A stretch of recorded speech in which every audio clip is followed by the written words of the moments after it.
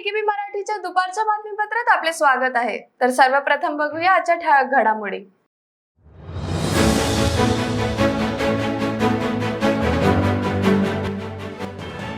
नागपुरात पीओपी मूर्तींच्या खरेदी विक्रीवर मनपाने लावले कडक प्रतिबंध।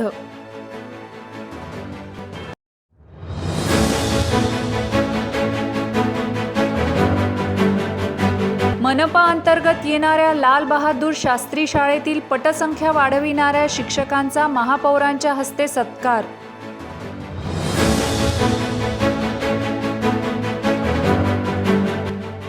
आणि अमरावती जिल्ह्यातील आरोग्य विभाग कर्मचाऱ्यांनी केलं 1 दिवसीय काम बंद आंदोलन।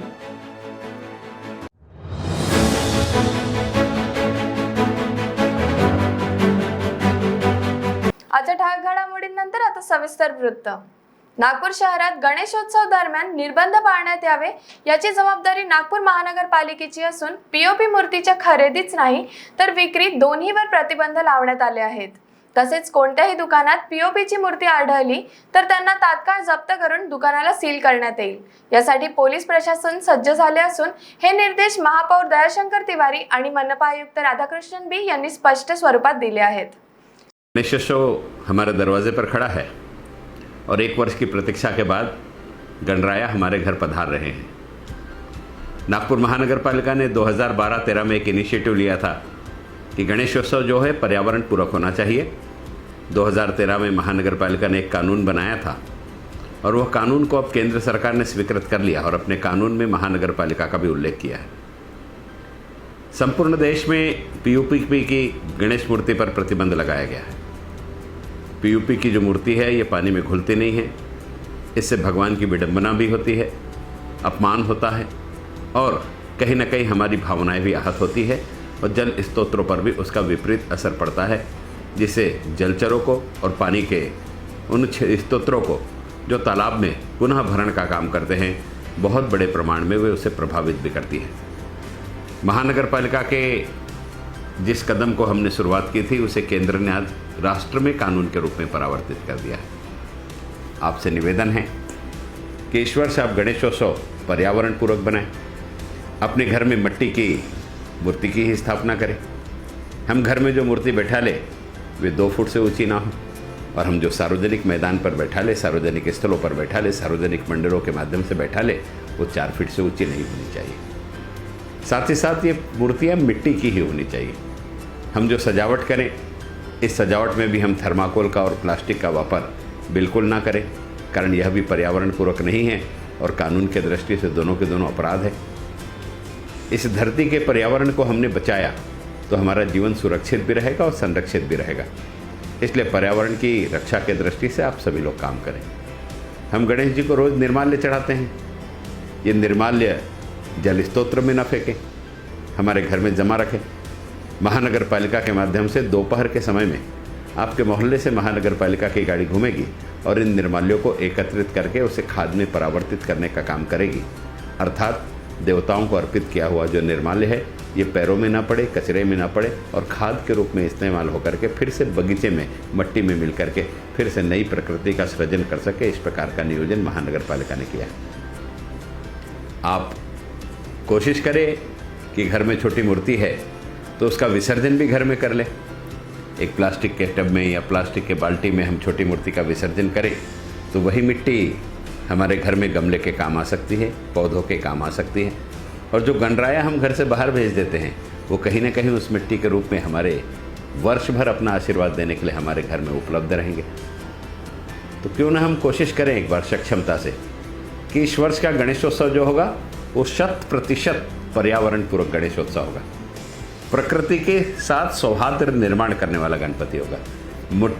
मिट्टी की 100% मूर्ति बैठेगी और मिट्टी की मूर्ति के साथ साथ हमारा जो वहाँ पर डेकोरेशन होगी, सजावट होगी, वो सारी की सारी हम पर्यावरण पूरक वस्तुओं से ही करेंगे। इस दृष्टि का हम संकल्प लें। यह गणेशोत्सव आपकी संपूर्ण मनोकामनाएं पूर्ण करें, आपके हर इच्छाओं की पूर्ति करे, विघ्नहर्ता आपके सारे विघ्नों का निवारण करे और सुखकर्ता आपके जीवन में हमेशा सुखों की परंपरा परिपाटी को निर्बाधित रूप से जारी रखे। यही मैं गणराया के चरणों में कदम रख स्तुति करना चाहता हूँ। लॉकडाउन शहराच्या लाल बहादूर माध्यमिक शाळेत जवळपास 105 ने विद्यार्थ्यांची पटसंख्या वाढली। ही संख्या वाढविण्यासाठी शाळेतील शिक्षकांचे नियोजन कामात आल्यामुळे महापौर दयाशंकर तिवारी यांनी शाळेतील शिक्षकांचं अभिनंदन करून गौरव केला। लॉकडाऊन काळातही योग्य नियोजन, कृती व मेहनतीच्या जोरावर मनपा अंतर्गत येणाऱ्या लाल बहादूर शास्त्री शाळेतील शिक्षकांनी विद्यार्थी पटसंख्या वाढविण्याचे कठीण कार्य करून दाखवल्यामुळे महापौर दयाशंकर तिवारी यांनी या शाळेतील शिक्षकांचा गौरव केला। एकीकडे लॉकडाऊनच्या काळात खासगी शाळांचा ऑनलाईन शिक्षणावर भर असताना मनपाच्या शाळेतील शिक्षकांनी विद्यार्थ्यांच्या घरी जाऊन शिक्षण देण्याचा अभिनव उपक्रम राबवला। मनपा शाळेतील शिक्षकांचे हे कार्य अभिनंदनीय असून लॉकडाऊन काळात पटसंख्या घसरू नये यासाठीही त्यांनी नियोजन केले। मागील वर्षी 300 विद्यार्थी या शाळेत होते, त्यांची संख्या 105 ने वाढून आता 405 झाली आहे। त्यामुळे या शाळेतील शिक्षक अभिनंदनास पात्र असून इतर शाळेतील शिक्षकांनी या शाळेपासून प्रेरणा घ्यावी असे महापौर यावेळी म्हणाले। नागपुर महानगरपालिका संचालित लाल बहादुर शास्त्री विद्यालय से का महापौर कार्यालय को एक पत्र मिला। उस पत्र में उन्होंने उल्लेख किया था कि विद्यालय में गत सत्र तक 300 विद्यार्थी थे और इस वर्ष 105 विद्यार्थी बढ़ करके उसकी संख्या 405 हो गई। एकाएक 300 से 405 की संख्या जाना अर्थात विद्यार्थियों में 30% संख्या की वृद्धि करना। कोरोना के कार्यकाल में जिस समय शिक्षण व्यवस्था को लेकर के अनेक प्रश्न चिन्ह लग रहे हैं, ऐसे समय में महानगरपालिका के एक विद्यालय में एक साथ 105 विद्यार्थियों का बढ़ना, पट संख्या में 30% की वृद्धि एक ही सत्र में होना, ये अभिनंदनीय बात थी। इसलिए मैंने उन्हें तुरंत पत्र लिख करके अभिनंदन किया और आज सभी शिक्षकों का अभिनंदन करने के लिए मैं यहाँ आया हूँ। संजय कुंड जी के नेतृत्व में इस विद्यालय के सभी शिक्षक इनकी मेहनत के कारण और इनके नियोजन के कारण और विद्यालय का सकारात्मक प्रेजेंटेशन जनता के बीच उपलब्ध होने के कारण और विद्यालय में पढ़ रहे विद्यार्थी ही इस विद्यालय के बारे में अच्छी चर्चा लोगों के बीच में करें, इस वातावरण निर्मित के कारण यह संभव हो सका। महानगरपालिका के बाकी स्कूलों के लिए यह एक प्रेरणादायी क्षण है कि एक विद्यालय अगर 130% की वृद्धि कर सकता है तो बाकी विद्यालय भी इस दिशा में आगे बढ़ेंगे। इसी की प्रेरणा यहाँ प्राथमिक विद्यालय ने मिली। मैंने जानकारी ली तो प्राथमिक विद्यालय में भी इस सत्र में एक वर्ष में 35 विद्यार्थी बढ़े हैं, जो भी लक्षणीय वृद्धि है। मैं प्राथमिक के भी समस्त शिक्षकों का इस क्षण पर अभिनंदन करना चाहूँगा।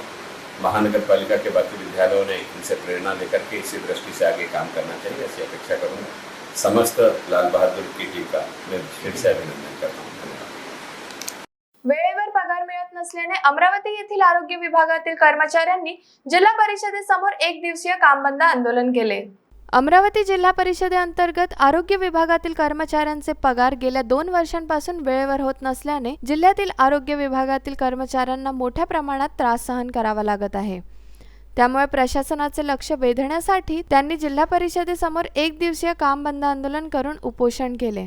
सोबतच आरोग्य विभागात मोठ्या प्रमाणात रिक्त पद असल्याने कामाचा अतिरिक्त भारही या कर्मचाऱ्यांना सहन करावा लागत असल्यामुळे यावर प्रशासनाने लवकरात लवकर तोडगा काढला नाही तर आम्ही बेमुदत काम बंद आंदोलन करू असा इशाराही कर्मचाऱ्यांनी दिला।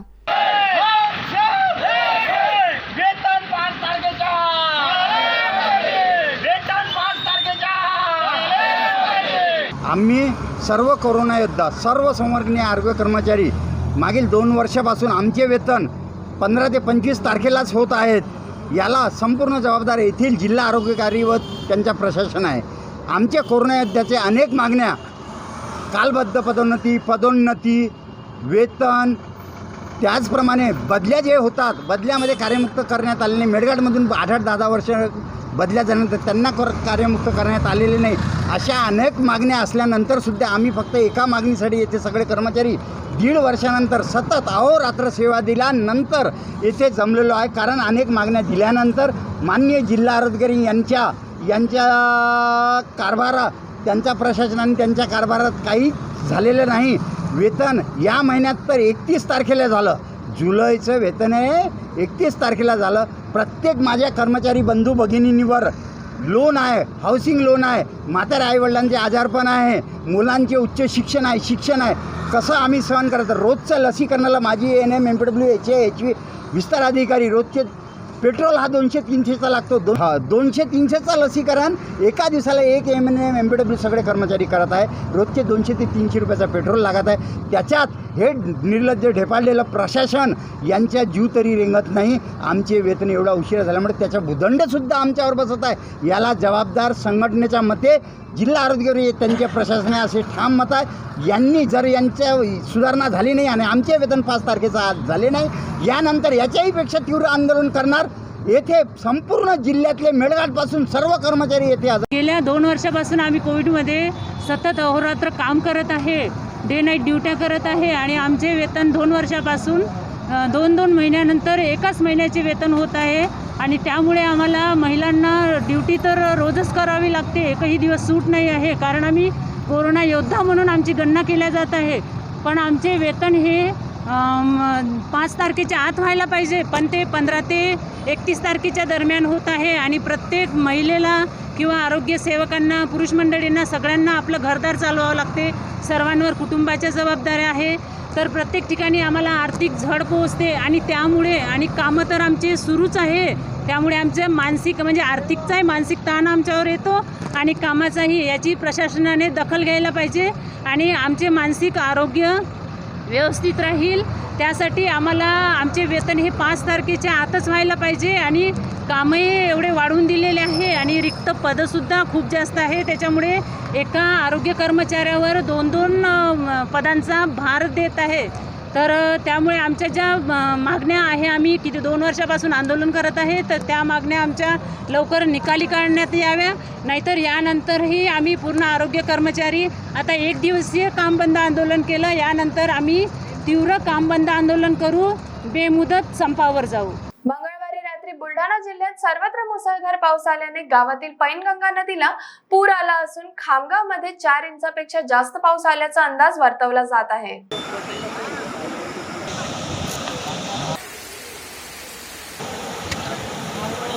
बुलढाणा शहरातही मुसळधार पावसाने आपली छाप सोडली असून सर्वत्र पूर आणि अतिवृष्टीची स्थिती झाल्याने नागरिकांना फार त्रासांना सामोरे जावं लागत आहे. खामगाव येथील बोर्डी नदीला तसेच शहराला पाणी पुरवठा पुरवणाऱ्या पैनगंगा नदीला पूर आल्याने सर्व घरांमध्ये पाणी शिरले आहे.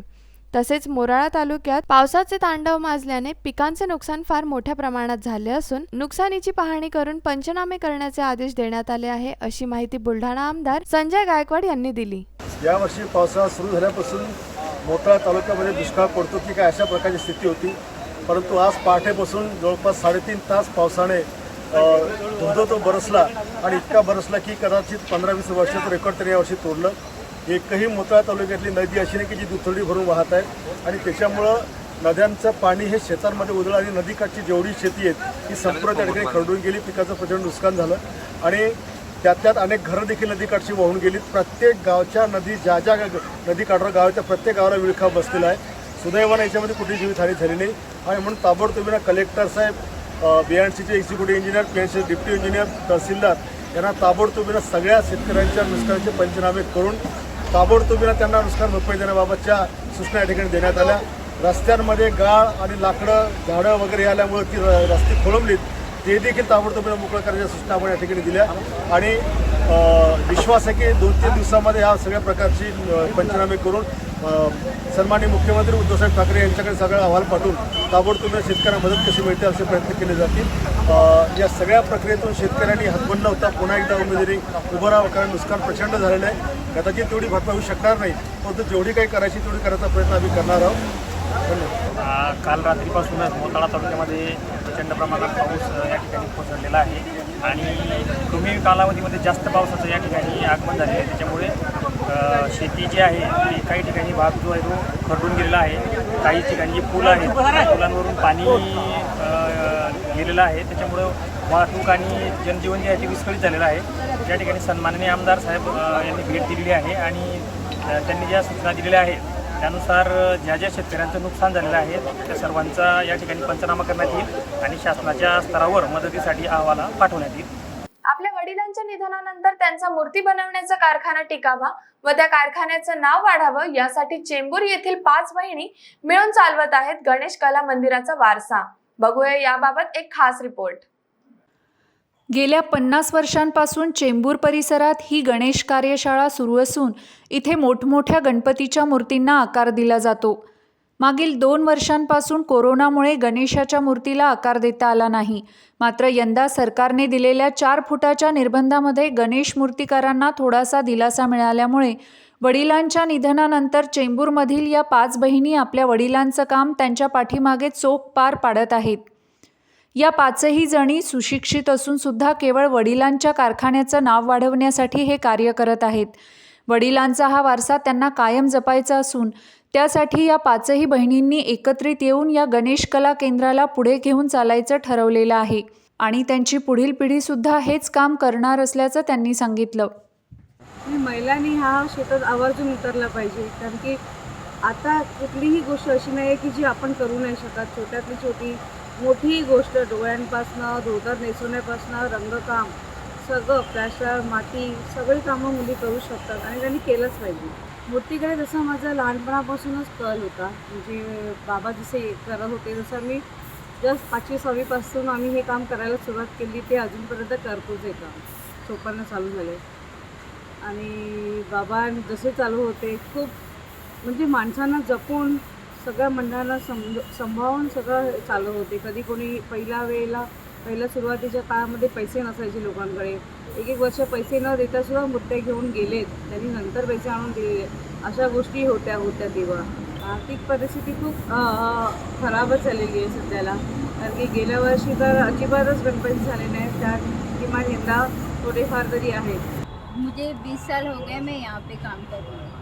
मैं पोस्ट ग्रेजुएट हूँ और मैं फ्लाइट अटेंडेंट भी थी कतर एयरवेज के लिए. एक्चुअली बचपन से पापा के साथ काम सीखा है हम लोगों ने गणेश मूर्ति का, और पापा जाने के बाद तो अभी हम लोग पूरा 5 बहनें ही संभाल रही ये सब काम.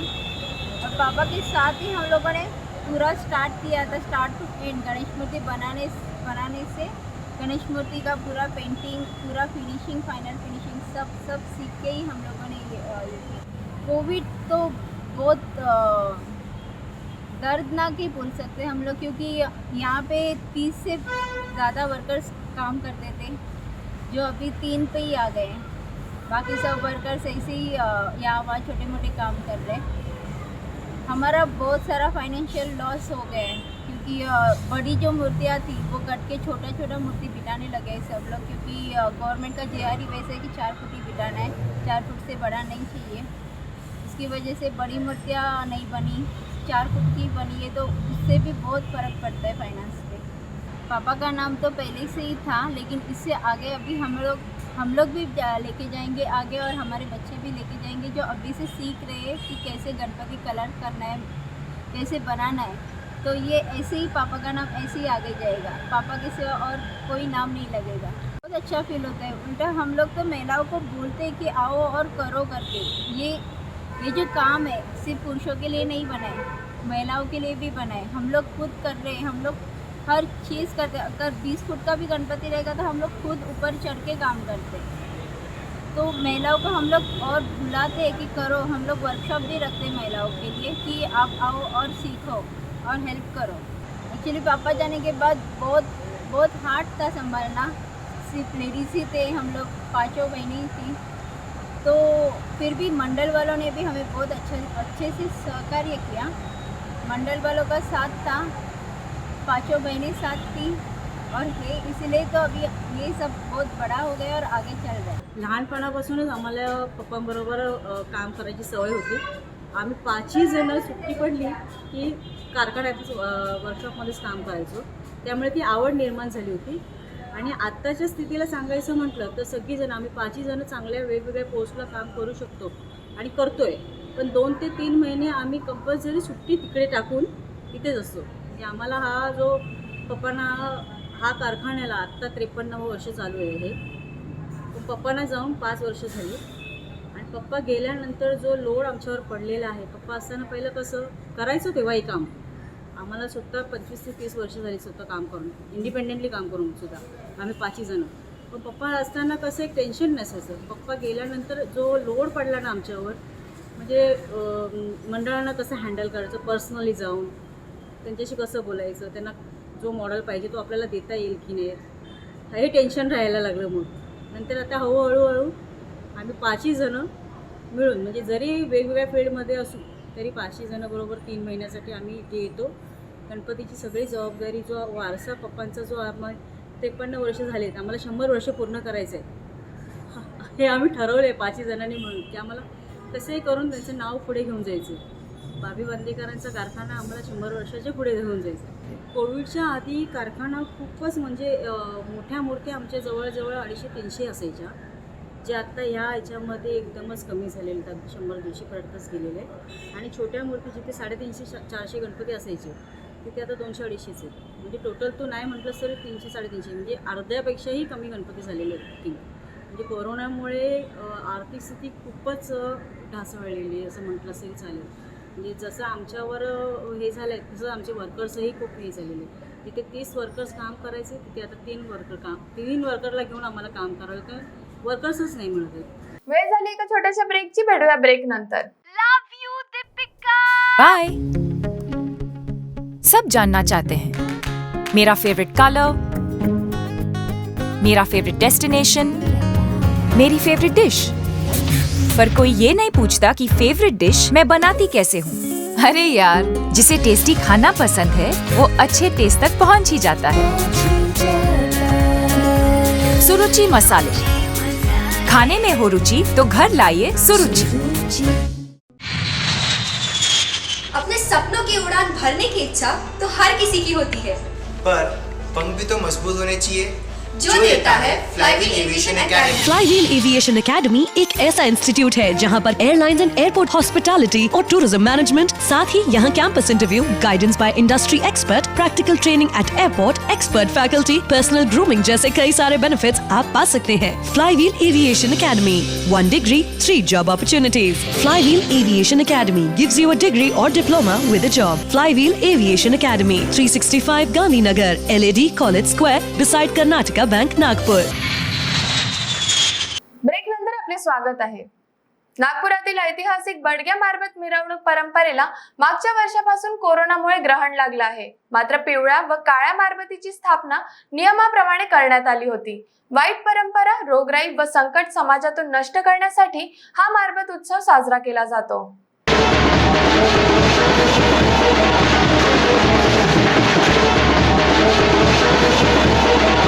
मंगळवारी सकाळी झालेल्या पावसामुळे पिवळ्या व काळ्या मारबतीची मिरवणूक थोडक्यात आटोपती घेण्यात आली.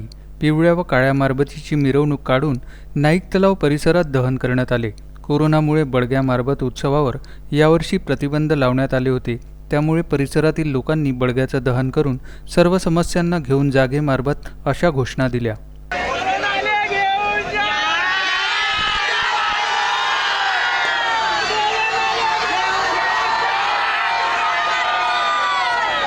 नागपुरात बडग्या मारबत उत्सव परंपरा अनेक वर्षांपासून चालत आलेली परंपरा असून या परंपरेला स्वातंत्र्याच्या लढ्याशीही जोडलं जातं. त्यामुळे या परंपरेला सामाजिक स्वरूप मिळालं असून नागपूर शहराला यामुळे एक विशेष महत्त्व प्राप्त झालं आहे. सोमवारी नागपुरात पालकमंत्री डॉक्टर नितीन राऊत यांनी नागपुरात बंदी घालण्याची केवळ शक्यता व्यक्त केली आहे. मात्र सध्या कोणतेही निर्बंध नाहीत असे राज्याचे आपत्ती व्यवस्थापन मंत्री विजय वडेट्टीवार यांनी पालकमंत्र्यांच्या वक्तव्याला उत्तर देत म्हटले. त्यांच्या वक्तव्यावरून असं आढळतं की बंदीबाबत नेत्यांमध्ये कोणतेच समन्वय नसून दोन्ही मंत्र्यांच्या वक्तव्याचे वेगवेगळे अर्थ आहेत. सरकार परिस्थितीवर स्पष्टपणे का बोलत नाही असा पण प्रश्न नागरिकांकडून उपस्थित केला जात आहे. पालक मंत्री जी ने जो कहा मैंने सुना हूँ, वो कहा कि अगर कोरोना का प्रभाव ज़्यादा बढ़ता है तब इसकी संभावना है. उन्होंने संभावना व्यक्त की है. मैंने यही कहा कि अभी ये कोई कोरोना का दरवाजे पर खड़ा हो गया है. घर में अंदर घुसने से पहले हम लोगों ने इतना प्रिकॉशन लेना चाहिए. हम लोगों ने गवर्नमेंट ने जो सूचना दिया है उसका पालन भी होना चाहिए ताकि इसको रोक सके, इसकी ग्रेविटी कम कर सके. अभी तो कोई प्रतिबंध आज के डेट में नहीं है.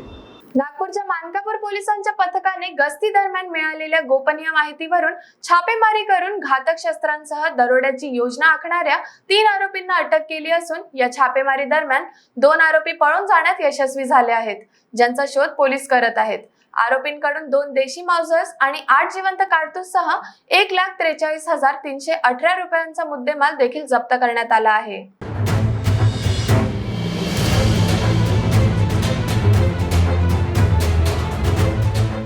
पोलिसांकडून मिळालेल्या माहितीनुसार मानकापूर पोलीस ठाण्यात कार्यरत तक्रारदार महिला पोलीस उपनिरीक्षक मंगला मोकासे आपल्या कर्मचाऱ्यांसह गस्त घालत होत्या.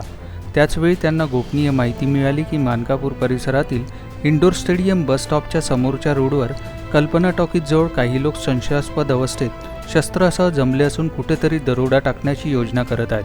ही माहिती मिळताच घटनास्थळी छापेमारी करत पोलिसांनी 3 आरोपींना प्राणघातक शस्त्रांसोबत अटक केली असून अंधाराचा फायदा उचलत 2 आरोपींनी तिथून पळ काढला, ज्यांचा शोध सध्या पोलीस करत आहेत. पकडल्या गेलेल्या आरोपींची नावे नावेद अयाज शेख, निलेश बंडे आणि शहबाज उर्फ टिपू खान अशी असून फरार झालेला सलमान याच्यावर याआधी एका हत्येचा गुन्हा दाखल आहे. आरोपींकडून तपासादरम्यान 1 चारचाकी, 2 घटक माउजर, 8 जिवंत काडतूस, 1 लोखंडी कुऱ्हाड, 2 लोखंडी कट्यार, मिरची पावडर याच्यासह 1,43,318 रुपयांचा मुद्देमाल जप्त करण्यात आला असून आरोपींच्या विरोधात मानकापूर पोलीस ठाण्यात गुन्हा दाखल करण्यात आला आहे.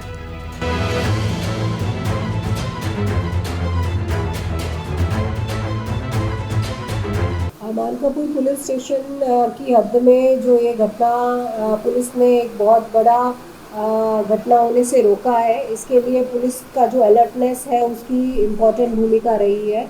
1 महीने से ही पुलिस का इन सारे आरोपियों के ऊपर लक्ष्य था. उनके हालचाल के बारे में पुलिस कंटिन्यूसली जानकारी ले रही थी और इसी तारतम्य में हमको पता चला कि ये 4 तारीख को 4 सितंबर 2021 की रात को मानकापुर बस स्टॉप के पास आने वाले हैं और वहाँ कोई बड़ी घटना करने की इनकी साजिश है.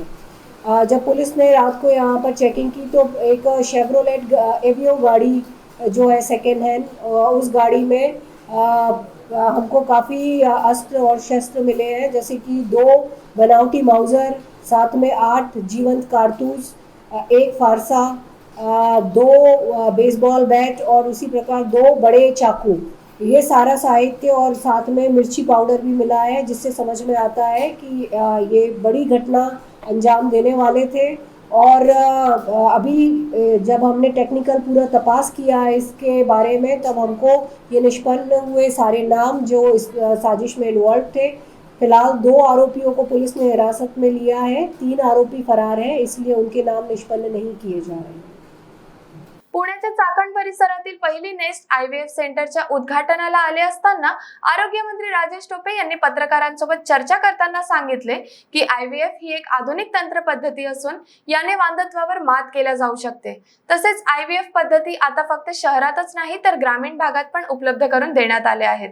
तसेच कोरोनाच्या 3ऱ्या लाटेवर अधिक सतर्कता पाळायची गरज आहे आणि शाळा सुरू करण्याचा निर्णय पूर्ण मुख्यमंत्री घेतील असेही त्यांनी यावेळी सांगितले. मला नशीब म्हणायचं 5 जिल्हे आहेत की ज्या 5 जिल्ह्यामध्ये एकूण रुग्णांच्या 70% रुग्ण येतात. त्यामध्ये पुणे आहे, मुंबई आहे, रत्नागिरी आहे, सातारा आहे आणि अहमदनगर आहे. हे 5 जिल्हे कॉन्ट्रीब्यूट 70% ऑफ द टोटल संख्या 4,000 ते 4,500 दरम्यानच आहे, ती वाढत नाही आहे. असा आज एकदम चिंतेचा विषय निश्चित प्रकारे नाही, पण ह्या 5 जिल्ह्यात मात्र निश्चित प्रकारे संख्या कमी पण होत नाही, थोडीफार वाढते सुद्धा. तर या कन्सर्न असलेल्या जिल्ह्यांमध्ये आपल्याला अधिक जास्त काळजी घ्यावी लागेल.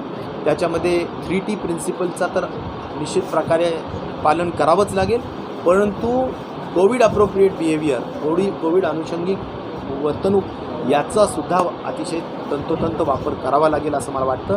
वॅक्सिनेशनसुद्धा या जिल्ह्यांमध्ये अधिक वाढवावं लागेल, जेणेकरून आपल्याला या संख्येला थोडं आटोक्यात ठेवता येऊ शकेल. मला असं म्हणायचं, 3rd वेव्ह ही इनिव्हिटेबल येणार असेल, तिला थोपवण्याच्या आपल्याजवळ जे काही व्यवस्था आहेत त्याच्याने आपण थोपवण्याचा प्रयत्न करूया. परंतु वॅक्सिनेशन जर मोठ्या पद्धतीनं केलं तर त्याचा जी दाहकता आहे किंवा त्याची जी सिव्हिअरिटी आहे ती राहणार नाही आणि माइल्ड स्वरूपाने इन्फेक्शन राहील आणि लगेच दुरुस्त होण्याचा विषय होईल. कारण UK, अमेरिका, युरोप सगळ्या ठिकाणी 3rd वेव्ह आलेली आहे, परंतु त्या देशांमध्ये वॅक्सिनेशनचा चांगला परिणाम त्या ठिकाणी आपल्याला जाणवतो. जरूर नितीन राऊतांनी काही वक्तव्य केलेलं असेल, परंतु आज या क्षणाला कुठलेही नवीन निर्बंध लावण्याचा विषय शासनाच्या विचाराधीन नाही. माननीय मुख्यमंत्री यावरचा अंतिम निर्णय घेत असतात. जरी मान्यता दिली असेल तरी मला असं वाटतं की केंद्र शासनालाच आम्ही विकू किंवा केंद्र शासनानेच आमचं वॅक्सिन खरेदी करावं असा अट्टाहास या सगळ्या अनेक कंपन्यांचा आहे.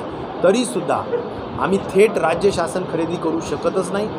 प्रायव्हेट प्लेयर्समध्ये जर कॉर्पोरेट हाऊसेसनी थ्रू कॉर्पोरेट हॉस्पिटल्स जर का काही खरेदी करण्याचा निर्णय घेतला तर ते खरेदी करू शकतात.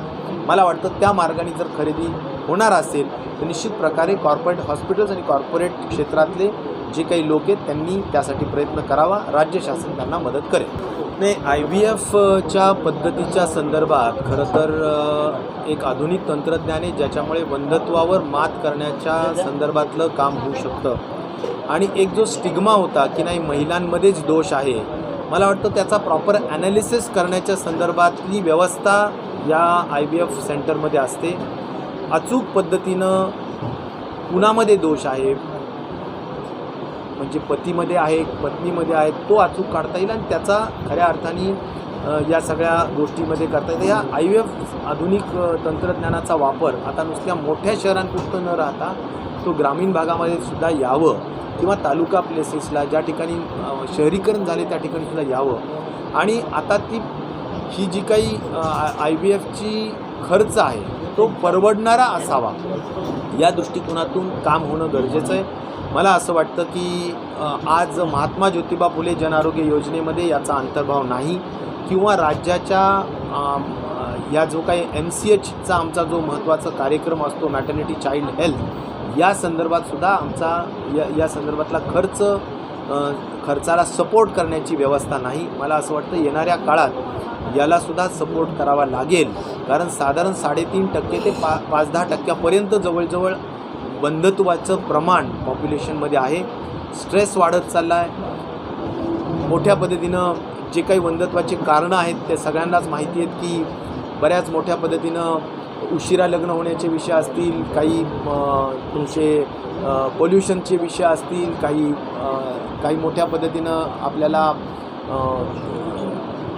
व्यसनं असतील, त्या व्यसनांचा परिणाम असेल, स्थूलता असेल, अनेक कारणं आहेत. या सगळ्यांच्या अनुषंगाने मला वाटतं की याला सपोर्ट राज्य शासनाने करण्याची आवश्यकता आहे. येणाऱ्या काळात आम्ही त्यासाठीचं नक्कीच धोरण करू. ठेवता येईल अशा काही SOPs दिलेल्या आहेत. या SOPs शालेय शिक्षण विभागाकडे पाठवलेल्या आहेत. शालेय शिक्षण विभाग याचा अभ्यास करून माननीय मुख्यमंत्र्यांकडे प्रस्ताव त्यांनी दिल्याचं मला समजतं. माननीय मुख्यमंत्री या संदर्भात अंतिम निर्णय घेतील आणि त्यानंतरच शाळेच्या सुरू करायचा का नाही हा निर्णय घेतला जाईल. मंगळवारी नागपूर महानगरपालिका व V7 केअर फाउंडेशनच्या वतीने चला शिकूया शाडू मातीची गणेश मूर्ती बनवायला या ऑनलाईन कार्यशाळेचे आयोजन करण्यात आले होते. प्रत्येक व्यक्तीने स्वतःच्या घरी स्वतः शाडू मातीची गणेश मूर्ती तयार करून त्याची प्रतिष्ठापना करावी असा या कार्यशाळेमागचा उद्देश होता. राज्य शासनाच्या आदेशानुसार यावर्षी POP मूर्ती खरेदी व विक्रीवर बंदी घालण्यात आली आहे. या अनुषंगाने मनपा व V7 केअर फाउंडेशनच्या वतीने शाडूच्या मातीची गणेश मूर्ती कशी बनवायची याचं ऑनलाईन प्रशिक्षण देण्यात आलं. या कार्यशाळेत जया गुप्ता यांनी शाडूच्या मातीचं महत्त्व सांगत गणेश मूर्ती कशी तयार करायची हे सांगितलं. गुप्ता यांनी आजपर्यंत सुमारे 5,000 विद्यार्थी व व्यक्तींना शाडू माती गणेश मूर्ती तयार करण्याचे प्रशिक्षण दिले आहे. यासाठी त्यांना विविध पुरस्कारांनी सन्मानितही करण्यात आलं आहे. या प्रसंगी महापौर दयाशंकर तिवारी यांनी गुप्ता यांनी बनविलेल्या गणेश मूर्तीचं निरीक्षण करून नागरिकांनाही शाडूच्या मातीपासून बनवलेल्या गणेश मूर्ती स्थापन करण्याचं आवाहन केलं. तर आता VKB मराठी न्यूज मध्ये एवढंच. पुन्हा भेटूया काही नवीन घडामोडींसह. बघत राहा VKB न्यूज. नमस्कार.